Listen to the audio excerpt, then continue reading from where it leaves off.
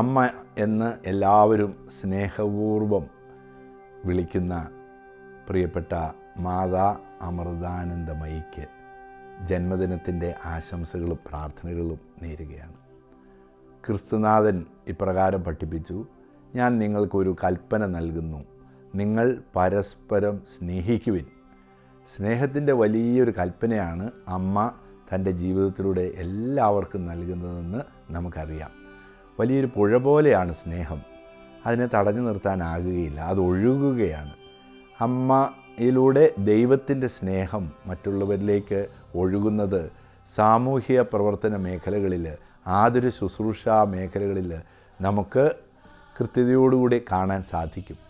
എന്നെ വളരെയധികം ആകർഷിച്ചിട്ടുള്ളത് അവരുടെ എഴുത്തുകളാണ്. അമ്മയുടെ എഴുത്തുകൾ ഞാൻ പത്രത്തിലൂടെ വായിക്കാറുണ്ട്, പുസ്തകത്തിലൂടെ വായിക്കാറുണ്ട്.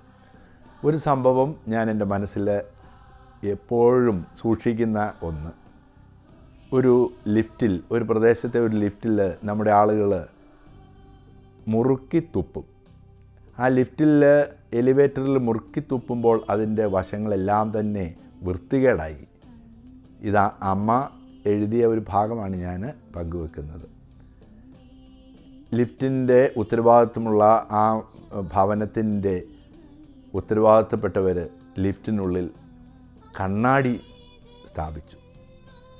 അന്ന് മുതൽ ആരും തുപ്പാൻ പരിശ്രമിച്ചില്ല. കാരണം തുപ്പാൻ തുടങ്ങുമ്പോഴേ മുഖം അവരുടേതാണ്. അമ്മ അതിന് വ്യാഖ്യാനമായിട്ട് പറയുകയാണ്, നമ്മുടെ തന്നെ തെറ്റുകൾ നാം തന്നെ മനസ്സിലാക്കിയാൽ നമുക്ക് ആരെയാണ് വെറുക്കാൻ സാധിക്കുക? ആരുടെ മുഖത്തേക്കാണ് തുപ്പാൻ സാധിക്കുക? ആരെയാണ് കുറ്റപ്പെടുത്താൻ സാധിക്കുക? ആരെയാണ് സ്നേഹിക്കാതിരിക്കാൻ സാധിക്കുക?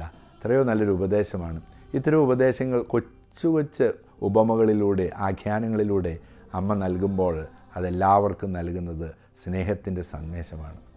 ലക്ഷക്കണക്കിന് ആളുകൾ സ്നേഹത്തിൻ്റെ സന്ദേശം നൽകിക്കൊണ്ട് അവർക്ക് പ്രഭാത നക്ഷത്രമായി ഇനിയും വളരെ കാലം ജീവിക്കാൻ സാധിക്കട്ടെ എന്ന് ഞാൻ ആശംസിക്കുന്നു, പ്രാർത്ഥിക്കുന്നു.